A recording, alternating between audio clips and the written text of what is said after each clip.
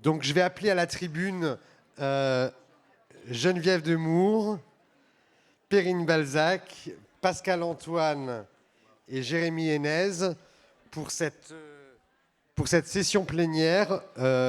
Personnes malades, familles, soignants, une discordance des temps.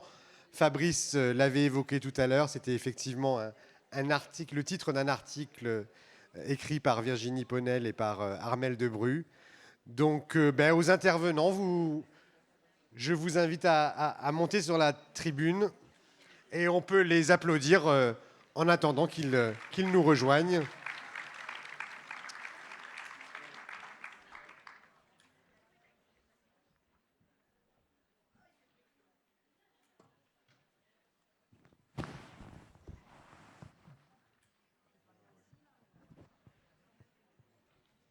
Tiens Geneviève, je te laisse le micro. Merci beaucoup. Merci Federico. Voilà, oui, si vous voulez.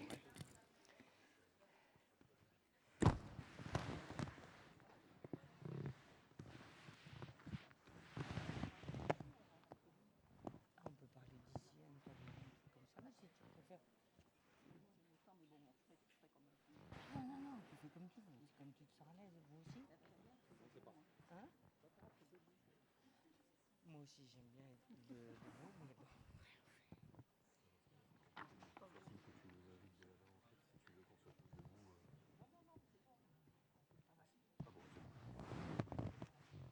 On est en train de se demander si on parle debout ou assis. On est vraiment dans le corps là. Donc merci beaucoup d'abord à Fabrice et puis à toute son équipe de nous permettre de nous retrouver. Et pour situer le contexte de cette table ronde sur la discordance des temps, je suis donc entourée de Pascal Antoine qui se présentera tout à fait, de Jérémy Hénez et de Perrine Balzac qui se présentera aussi. Le temps des personnes vivant avec la maladie n'est sans doute pas le même que celui des familles, celui des soignants ou des bénévoles qui les accompagnent.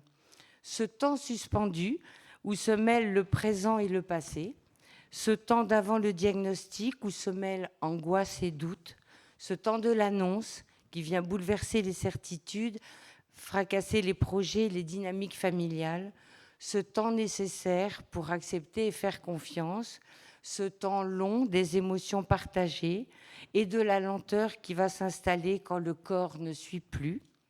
Et puis le temps de l'autre, l'autre proche, l'autre aidant, l'autre bénévole qui n'en a plus vraiment finalement et qui va devoir faire, s'il travaille encore, on l'a déjà dit ce matin, 2 journées en une. Et puis le temps des décisions de faire appel à un soin à domicile ou d'une entrée en institution, le temps pour accepter de l'aide, pour rejoindre une association. Je vous en parle parce que je suis vice-présidente de France Alzheimer nationale.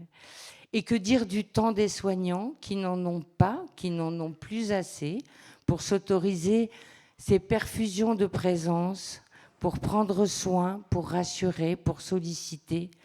Et que dire enfin de ce temps qui nous paraît long pour remettre les maladies neuroévolutives à l'agenda de l'action publique. Il en faut du temps pour réfléchir ensemble. Alors, ces 2 jours nous en donnent l'occasion. Et je vais d'abord donner la parole à Pascal Antoine. Merci. Qui va peut-être se mettre debout ou assis Non, mais assis, voilà. Ça va aller. Comme quoi, c'est un tout, le corps, les émotions, l'esprit, tout, et tout cela sera assis. Alors merci. Donc je m'appelle Pascal Antoine, je suis professeur de psychologie à l'Université de Lille. Merci à l'Espace national de réflexion éthique sur les maladies neuroévolutives de cette invitation à évoquer la discordance des temps. Alors il est assez classique et tentant de porter directement l'attention et de prêter l'oreille à un trio particulier qui est composé de la personne malade, du proche aidant et du médecin. Mais comme nous y invite le titre de cette séance, je vais dans un premier temps élargir notre attention.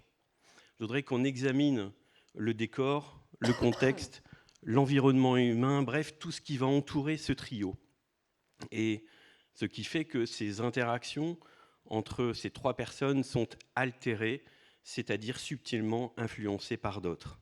ce qui fait que ces interactions sont brouillées, qu'elles sont porteuses d'enjeux complexes, parfois et souvent implicites et difficilement décodables par chacun. Ce qui fait finalement comme un bruit qui limite la capacité des personnes à s'entendre entre elles et même à s'entendre elles-mêmes. Pour ça, je vous propose qu'on procède par étapes et surtout par personne, chacun étant malgré lui porteur de discordance avant d'être même en interaction. Partons de la personne qui vit avec la maladie. Ce qu'elle comprend des phénomènes qu'elle vit, instant par instant, geste par geste, puis par raté, souvenir par souvenir, puis par oubli. L'interprétation qu'elle en fait s'opère via une équation personnelle, singulière et qui s'est construite bien avant la maladie. Le sens, la temporalité de sa maladie est ancrée dans un vécu certes présent, mais qu'elle tente de comprendre par le filtre de ses expériences passées, personnelles et familiales, et ce, quelle que soit la légitimité de ça d'un point de vue savant.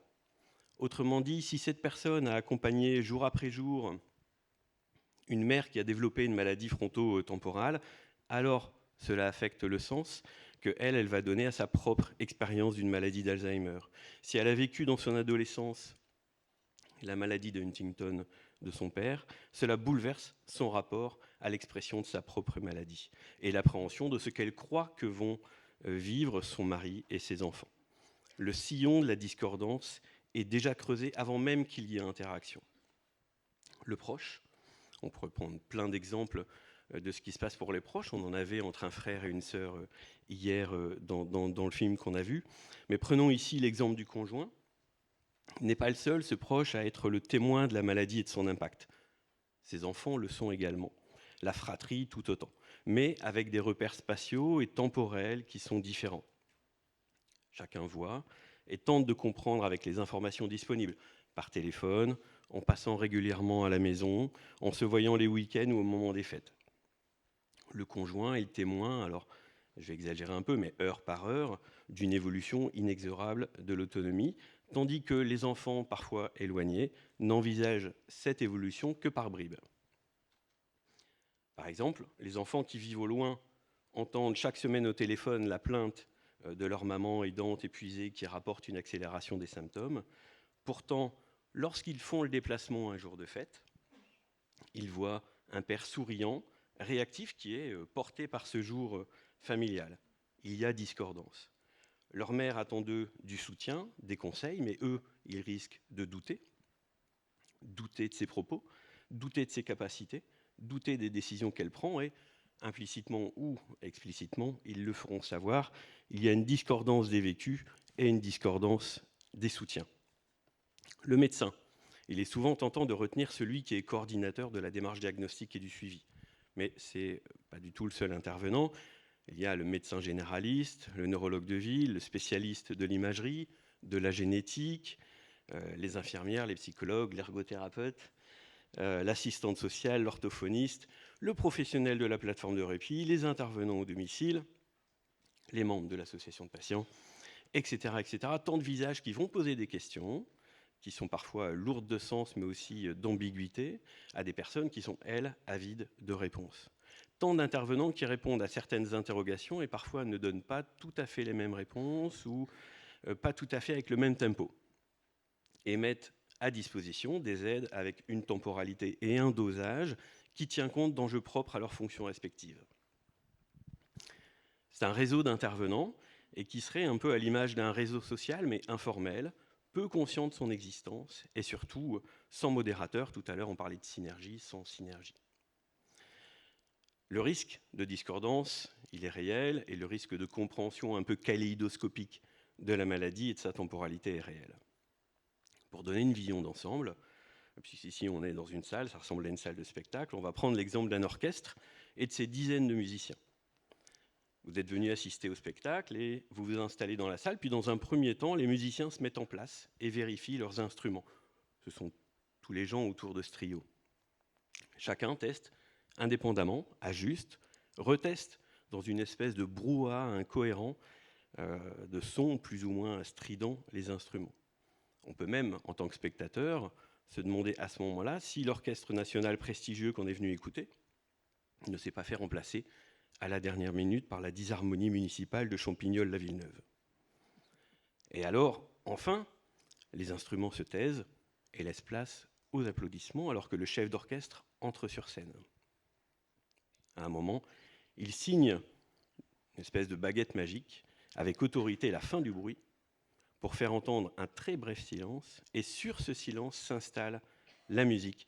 Chacun joue ensemble un même morceau unique. Ce moment n'existe pas dans la maladie neuroévolutive. Le silence n'existe pas. Le chef d'orchestre n'existe pas. La maladie est là, unique, et chacun la comprend, l'interprète à sa façon, avec ses instruments et sa propre partition. C'est dans ce contexte de discordance individuelle et collective que je vous propose de resserrer notre propos et d'en venir aux interactions au sein d'un duo particulier constitué par la personne malade et son conjoint. Nous sommes allés à la rencontre de 45 couples dont un des partenaires vit avec une maladie de Parkinson, donc 90 entretiens à différents stades de la maladie. Chaque partenaire est rencontré individuellement pour laisser à chacun la possibilité de s'exprimer sans tabou et sans crainte de blesser l'autre. C'est une étude qui a été soutenue par France Parkinson, qui est menée en partenariat avec les professeurs Defebvre et Dujardin au CHU de Lille. C'est un travail d'équipe qui est piloté par Charlotte Manceau, chercheuse et doctorante, qui est douée d'une oreille absolue, alors je ne sais pas sur le plan musical, mais du moins sur le plan psychologique. Elle écoute et elle réécoute chaque entretien et tente de réécrire les partitions de chaque partenaire et la partition du couple, de regrouper ces partitions par rythme, par tempo, par assonance, et d'en déduire l'évolution probable de ces couples au décours de la maladie. Et on a identifié ainsi 5 formes de duo. Pour certains couples, et c'est le premier duo, on constate une partition assez commune, mais également assez décontextualisée. On l'intitulera « Éviter ou s'effondrer ». Ici, chaque partenaire, passé une période diagnostique éprouvante, va entretenir l'illusion que la maladie n'est pas là ou n'a pas d'impact.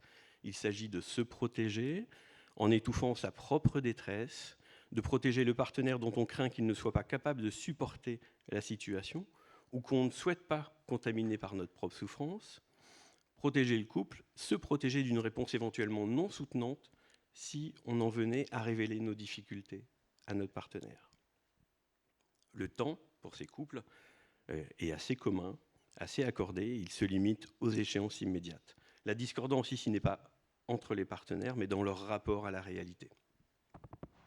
Je vais aborder 2 formes de duo pour lesquelles la discordance, là, est centrale, car chacun joue des partitions qui sont incompatibles. Dans un premier duo, qu'on appellera contrôle versus repli, la personne malade se vit peu affectée par la maladie, qu'elle dit accepter, alors que le conjoint, lui, se projette d'emblée dans l'évolution d'une maladie dont il dit avoir une vision plus réaliste. Sur une base de temps et de rapport à la maladie aussi contrastée, les instruments utilisés sont totalement dissonants. Le proche stimule, contrôle, exerce des pressions, protège à son insu, protège sans consentement, tandis que le conjoint malade s'étonne, s'agace et se replie de plus en plus. Avec le temps, les partenaires se culpabilisent et si les comportements de protection sont un peu mieux compris quand ils deviennent plus légitimes, le risque reste important qu'un éloignement affectif profond se soit creusé entre les partenaires. L'autre duo discordant, on l'appellera le décalage le plus total entre nous. Il existe d'emblée ou il fait suite à la dégradation d'autres formes d'interaction. Et ici, de façon radicale, la survenue de la maladie n'est pas comprise de la même façon et où les symptômes actuels ne sont pas vécus de la même façon. Mais surtout, ce sont les modes d'adaptation qui ne font l'objet d'aucune communication. L'anticipation d'aménagement est dès lors délicate et les partenaires en viennent à douter du soutien de l'autre face à l'aggravation qui se profile. Les couples sont insécurisés, ce qui réjoue parfois des blessures relationnelles avec un risque d'interaction encore blessante, voire violente. Mais tous les duos ne sont pas aussi désaccordés et certains sont même assez inspirants et je finirai par ces 2 exemples.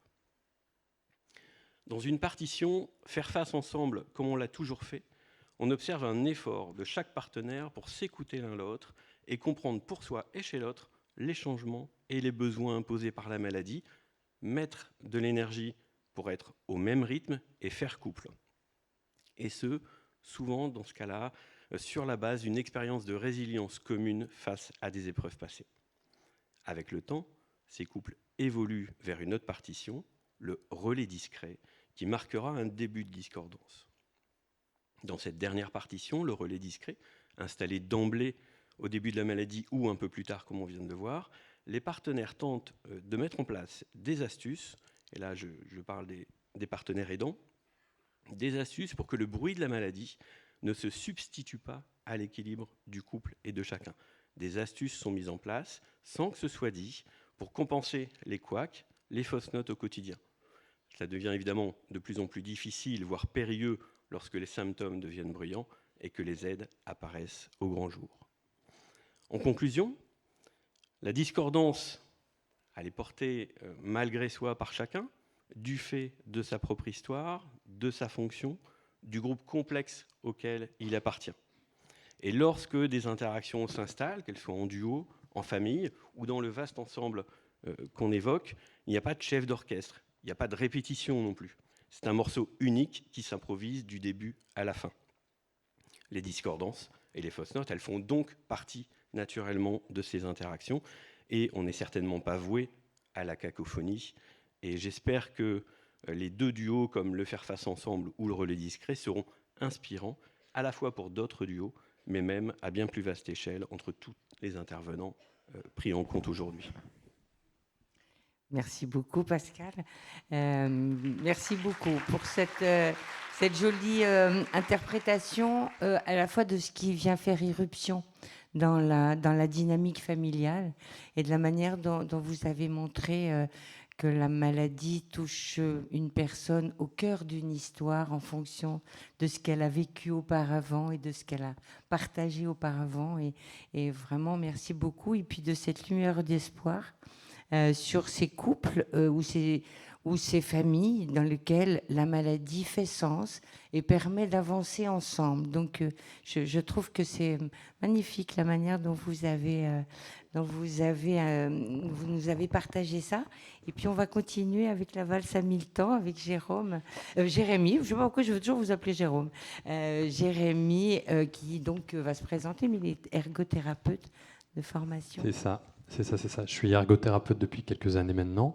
Et depuis ce jour, doctorant en Living Lab, vieillissement et vulnérabilité, on a eu la bonne nouvelle ce matin. Bravo, Voilà. bravo. J'ai beaucoup réfléchi en fait à cette discordance des temps quand on m'a proposé d'intervenir, mais j'ai décidé plutôt de prendre le contre-pied et de voir qu'est-ce qui fait une concordance des temps et quelle image me venait en fait en tête quand j'évoquais cette concordance. Et je vois qu'on est tous en fait dans un registre très artistique depuis hier. On parlait de cinématographie, de poésie, de musique. Et moi, j'ai une danse qui m'est venue en tête, qui est la valse, mais aussi un peu de musique, parce que je ne vais pas vous faire l'affront de reprendre les paroles de Jacques Brel, mais je pense que ça vous vient rapidement en tête si je vous parle de valse à 1000 temps. Et plus particulièrement aujourd'hui, moi, je voudrais planter le décor des valses à 1000 temps, mais à 1000 temps d'accompagnement. J'ai eu le bonheur et le plaisir d'être ergothérapeute pendant 6 ans. Dans l'EHPAD des Jardins du Castel à Château-Giron. Et dans cette EHPAD, moi, j'ai pu voir une vie en fait où il y avait une danse continuelle entre l'ensemble des protagonistes qui y vivent, qui y passent.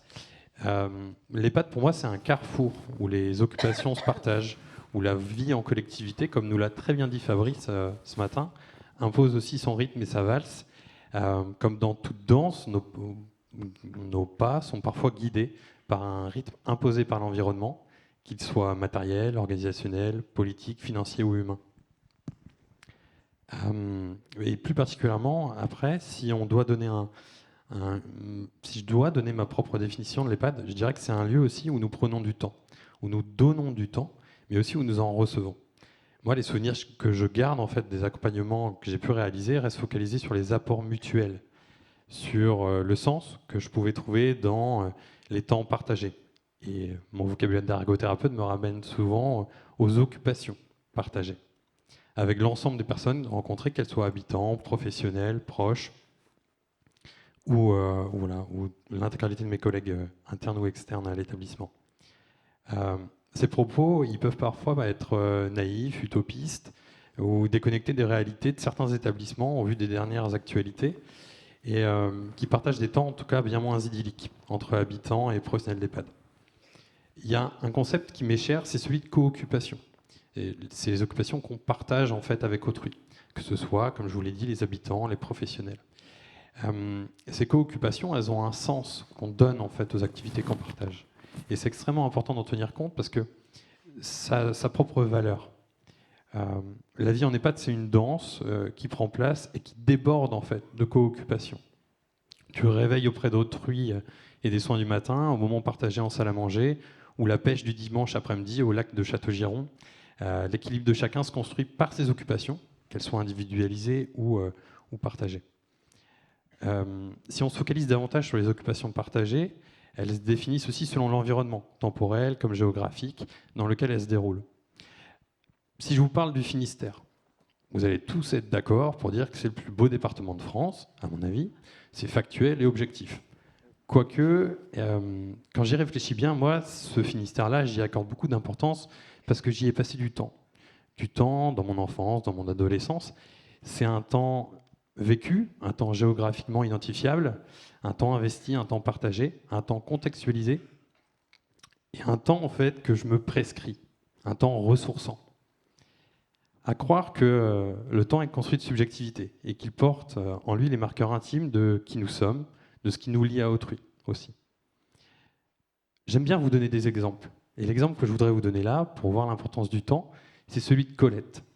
Colette, une jeune dame de 96 ans que j'ai pu accompagner à Château-Giron, qui détestait venir à 45 minutes de gym, qui préférait passer 30 minutes à regarder des chiffres et des lettres qu'elle retrouvait beaucoup plus satisfaisants et ressourçants, mais qui préférait encore plus 5 minutes qu'elle avait le soir, 5 minutes d'apéro et de son porto, qu'elle partageait avec un ergothérapeute, où justement on parlait des petits potins du coin. Et ce temps-là, en fait, moi, pour être tout à fait sincère avec vous, c'était un temps hors du temps, un moment hors du temps, un moment hors des temps d'accompagnement. C'était un temps qui, pour moi, était quasiment le plus ressourçant, en fait, de ma journée. Voilà. Cela amène à repenser la valeur du temps soignant, qui n'est certainement pas évalué sur le nombre d'accompagnements à la toilette effectués, mais davantage sur une échelle d'occupation partagée. Et il y a des propos qui imagent très bien tout ça. Donc je le regarde parce qu'il est pas très loin là-bas. Et je dis pas ça parce que c'est mon directeur de labo.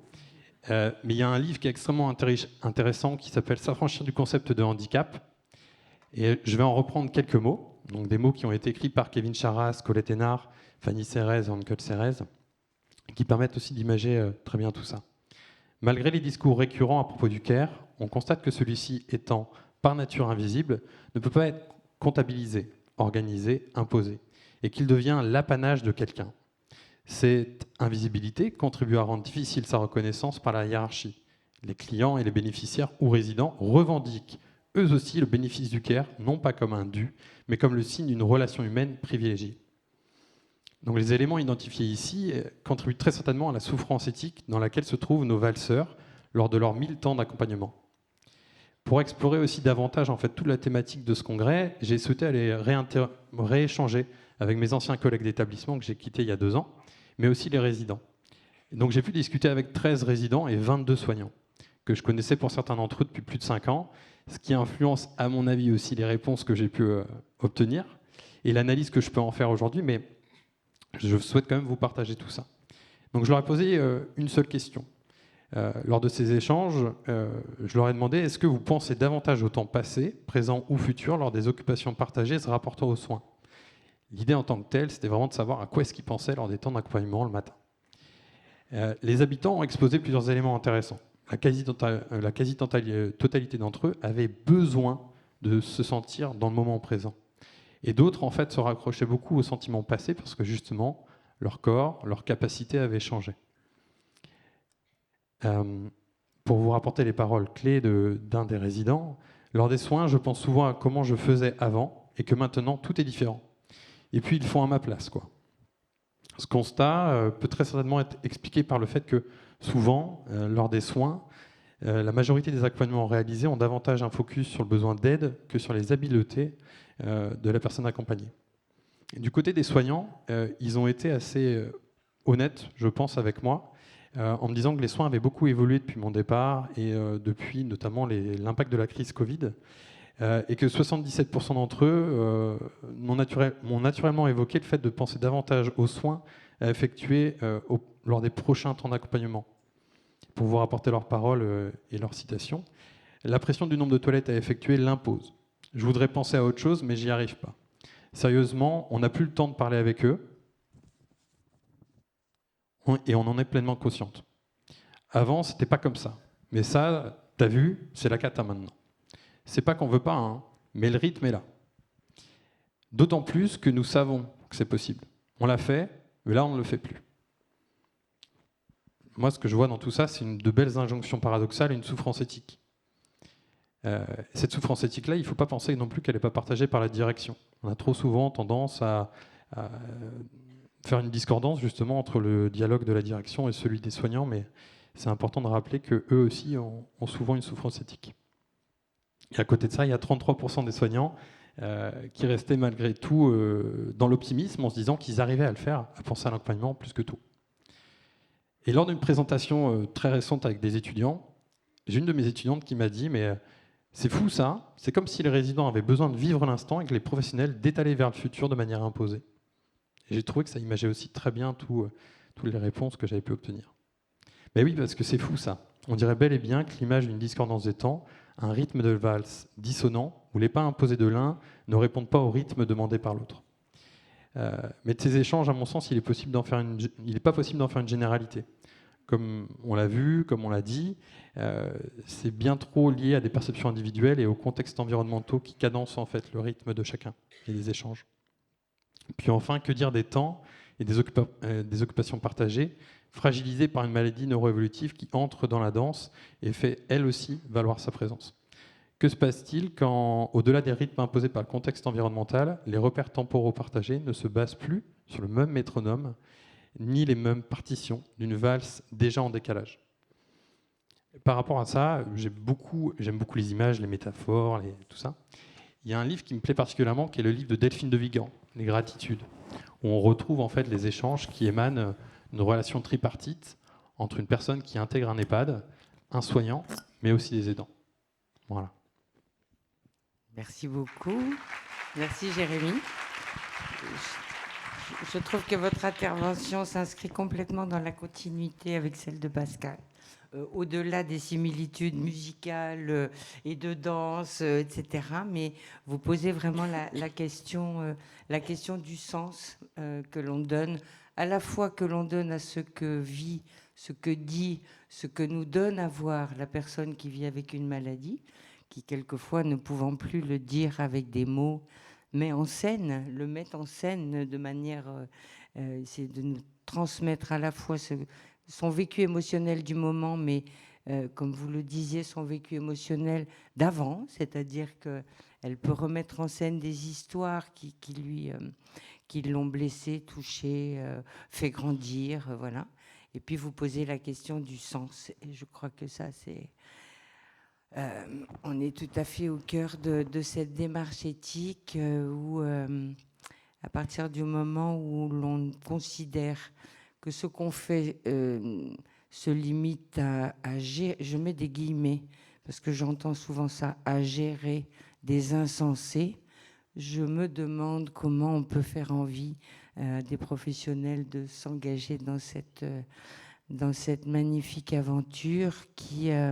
au-delà de prendre soin des personnes qui vivent avec ces maladies-là, nous apporte, parce que c'est effectivement un échange, et je crois qu'on est tous, c'est pas uniquement dans le don de temps, de soins, etc., mais je crois qu'on est vraiment engagés dans la même aventure, ce qui est une aventure de fraternité, une aventure d'humanité finalement. Merci beaucoup encore. Et Perrine, je te laisse te présenter. Vas-y, et puis voilà. Oui, bonjour à tous. Et merci de de m'avoir invité à parler ici. Je vais parler de cette question de discordance des temps, mais d'une autre façon, puisque moi-même, je suis généticienne. Je ne travaille pas auprès de patients ayant des troubles neuro-évolutifs. Et je suis, pour la moitié de mon temps, et c'est aussi pour ça que je suis là, évidemment, directrice adjointe de l'espace de réflexion éthique, donc quand même intéressée par ces questions d'éthique. Et du coup, j'ai décidé d'orienter mes propos sur des formes très particulières des maladies neuro-évolutives que sont les formes génétiques, pour voir comment, quand il s'agit de maladies familiales, quand il s'agit de maladies génétiques, la question de la discordance des temps se joue aussi, et peut-être autrement que dans des formes plus sporadiques. Donc les formes génétiques, monogéniques de ces maladies, c'est celles dans lesquelles il y a une mutation dans un gène qui va être principalement à l'origine de la maladie. La maladie s'origine dans cette mutation et du coup, ce sont des maladies, des affections qui sont potentiellement héréditaires, qui peuvent se transmettre de génération en génération et qui vont donc être retrouvées chez plusieurs membres d'une même famille. Du coup, on pourrait intituler mes propos autour du temps, la question du temps de l'information familiale sur ce risque génétique, et puis le temps peut-être du diagnostic présymptomatique pour les membres de la famille qui pourraient être porteurs de cette prédisposition génétique. Ou plus simplement, est-il temps d'en parler? Est-il temps de savoir? Alors, la génétique intervient à l'origine de plusieurs maladies neurologiques évolutives. Bon, la plus emblématique, c'est la maladie de Huntington, puisqu'elle est sa cause est à 100% des formes sont d'origine génétique, et c'est en quoi elle constitue encore aujourd'hui un modèle, le modèle qui permet de réfléchir sur les démarches de diagnostic présymptomatique. Mais on retrouve aussi des formes familiales, génétiques, certes dans quelques pourcents de cas seulement, mais qui sont aussi d'origine génétique monogénique, qui sont en général des formes d'apparition plus précoce de la maladie, des formes du sujet jeune. On peut aussi citer la maladie frontotemporale, parfois associée à la sclérose latérale amyotrophique, qui elle aussi aurait une origine génétique avec un fort risque de développer la maladie dans presque 40% des cas, ou la maladie de Parkinson, où quelques pourcents des cas sont d'origine génétique. Enfin, voilà, j'ai pris ces quelques exemples pour dire que même si ça ne recouvre pas l'ensemble des patients, beaucoup quand même d'entre eux vont être confrontés à ces questions de forme familiale. Alors, lorsqu'on suspecte une cause génétique, des tests ciblés sur des gènes connus pour être à l'origine de cette maladie vont être proposés. Et la réalisation de telles analyses va donc impacter l'avenir, à la fois parce que la découverte de la mutation permet de confirmer le diagnostic pour la personne qui présente des symptômes, mais aussi à cause de toutes ces conséquences familiales qui vont toucher la famille et parfois à des apparentés assez éloignés. Cette mutation, elle peut être présente dans le patrimoine génétique, donc d'apparentés collatéraux ou descendants. Chez des parents aussi, elle a pu être présente. Qui sont donc, sans le savoir, les plus jeunes d'entre eux, à risque de développer la maladie dans le futur. Le temps du diagnostic se double donc d'une temporalité à trouver pour l'information des apparentés par la personne qui vient d'apprendre qu'elle est porteuse de cette mutation génétique, et éventuellement pour l'anticipation par ces apparentés de leur propre risque de développer la maladie. Sur quelle base une personne va-t-elle prendre la décision d'informer ou pas les membres de sa famille ? Pourquoi rechercher le statut génétique de membre d'une famille touchée par une maladie héréditaire, en particulier lorsqu'aucun traitement n'existe, et selon quelles modalités les personnes concernées vont-elles choisir de faire un diagnostic avant l'apparition des symptômes, avec quelles conséquences éventuelles sur leur existence ? Alors, la loi de bioéthique, depuis 2008 et encore plus dans sa dernière version en 2021, rend obligatoire l'information de la parentèle dès lors qu'une mutation a été identifiée dans une pathologie grave et qu'existent, je cite la loi, des mesures de prévention, y compris le conseil génétique ou de soins. Cette formulation, elle intègre la notion de recours au conseil génétique, mais elle n'opère en réalité aucune distinction entre les maladies, que ce soit des maladies donc curables, pouvant bénéficier de traitements ou de modes de prévention, et les maladies incurables, ou en tout cas pour lesquelles il n'y a pas de traitement réellement efficace. Elle ne fait pas non plus entrer en ligne de compte l'âge de survenue de la maladie. Et cette obligation, elle doit être précisée très tôt, c'est-à-dire dès la prescription des tests génétiques auprès de la personne qui présente des symptômes et pour laquelle on suspecte cette origine génétique, ce qui vient d'emblée peser sur les malades et leurs aidants, puisque avant même que le test soit réalisé, ils doivent quelque part consentir à, par la suite, en cas de cause génétique, en parler aux membres de leur famille. Et ça pèse malgré le fait que le législateur ait quand même prévu un recours possible à une information indirecte, c'est-à-dire par lui-même via un courrier dont le format en fait, est assez peu saisi par les personnes et leurs proches. Est-ce que c'est le bon moment d'en parler? Et n'est-ce pas, alors même qu'on vient de découvrir cette cause génétique, n'est-ce pas un poids un peu trop lourd que l'on fait porter aux malades? Au moment même où la personne malade, qui a ces symptômes, qui découvre cette cause génétique, doit cheminer pour accepter sa maladie, on lui demande d'en informer ses proches.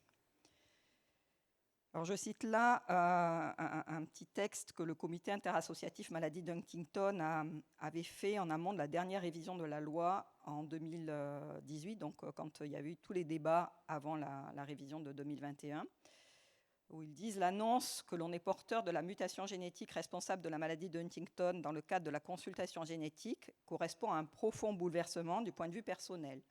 Ajouter à cela le poids d'être obligé de transmettre cette information à sa parentèle charge de la personne d'un fardeau supplémentaire considérable. » Il suggérait d'ailleurs ce collectif de lever ce caractère obligatoire et à la place de proposer un accompagnement pour que les personnes qui connaissent leur statut puissent avoir les outils, notamment psychologiques, pour accepter ce résultat, apprendre à vivre avec et partager à bon escient, au bon moment, avec leurs proches.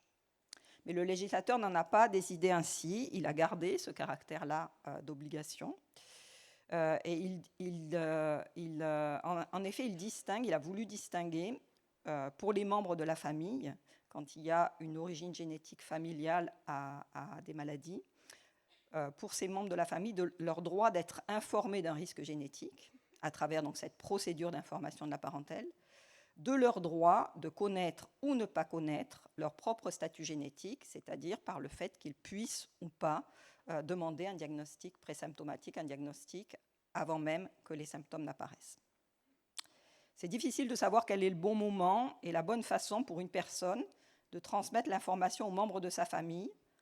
C'est aussi difficile de savoir quel est le bon moment pour une personne de la famille de recevoir cette information. Et de fait, il n'y a pas de réponse unique à toutes ces questions et ça va bien entendu dépendre du contexte de chacun. L'objectif, c'est essayer de ne pas nuire tout en tentant, la difficulté de prévenir les personnes à risque qu'elles le sont et donc de leur laisser la possibilité de réfléchir à leur propre choix, à ce qu'elles voudraient faire, par exemple, est-ce qu'elles veulent en savoir un peu plus?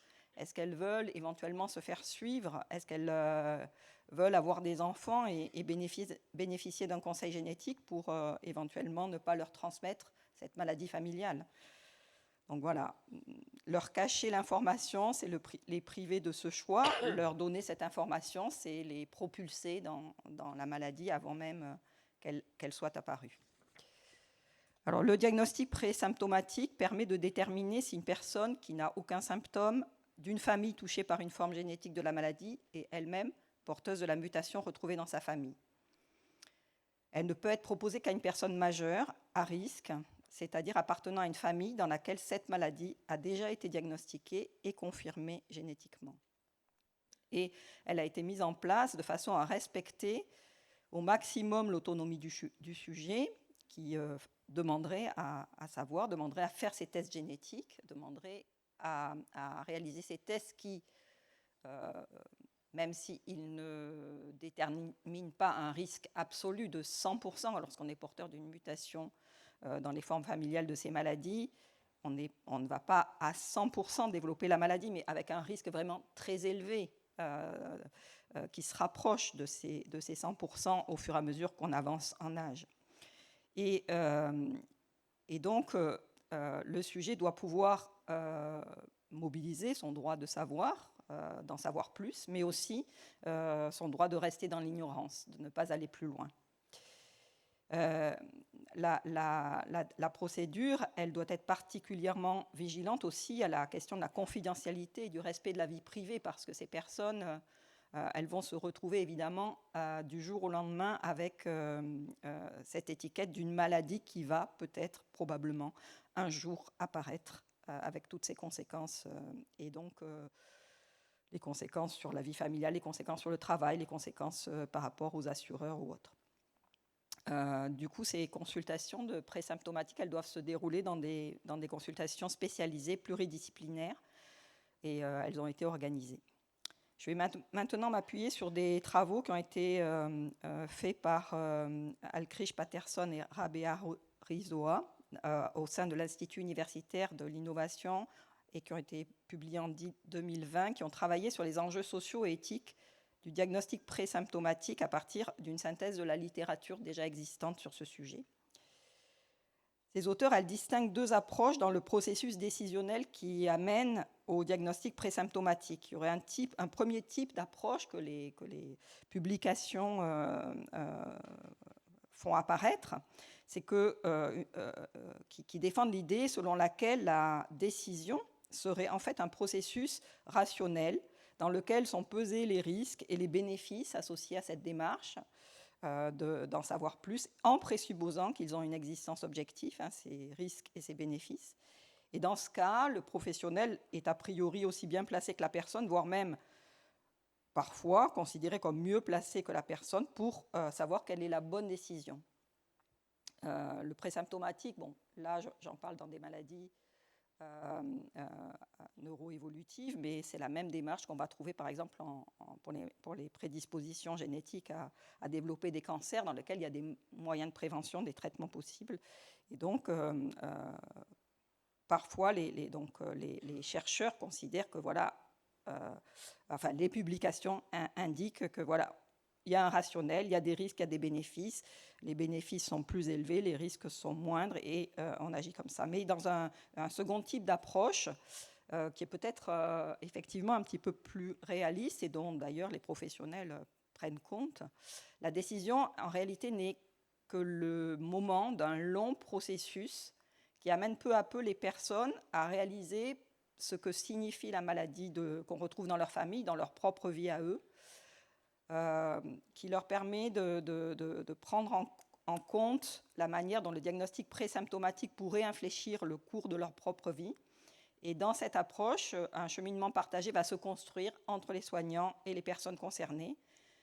C'est vrai que pour les affections où il n'y a peu ou pas de traitement, cette approche est quand même celle qui va être favorisée. Et du coup, depuis la fin des années 90, et en prenant pour modèle la maladie de Huntington, les professionnels se sont efforcés progressivement de mettre en place des protocoles assez organisés pour prendre en compte ce long processus, ce cheminement ensemble.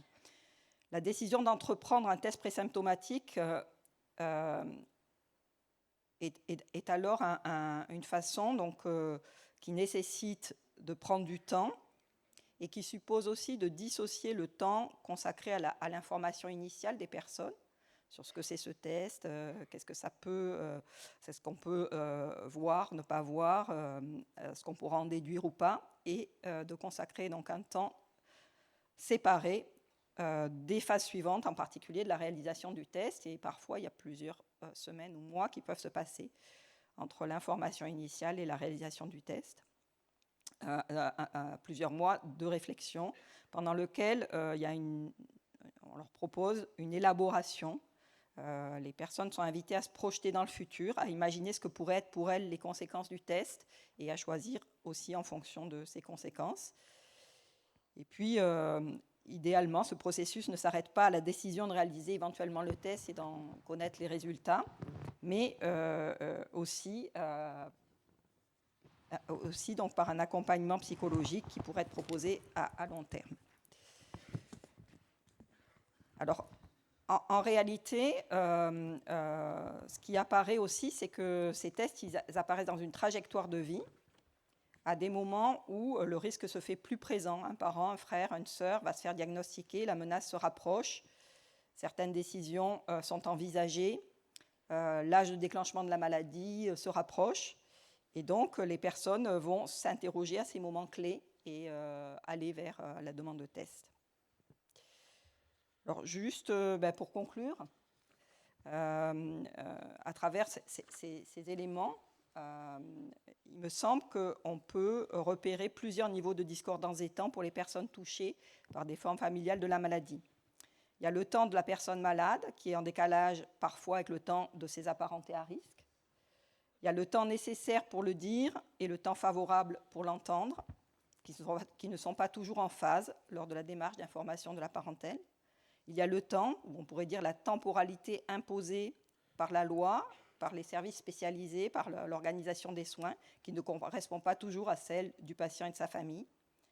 Il y a aussi un temps nécessaire pour les personnes asymptomatiques, pour choisir de savoir ou de ne pas savoir. Un temps, plus qu'un temps, on pourrait dire un cheminement.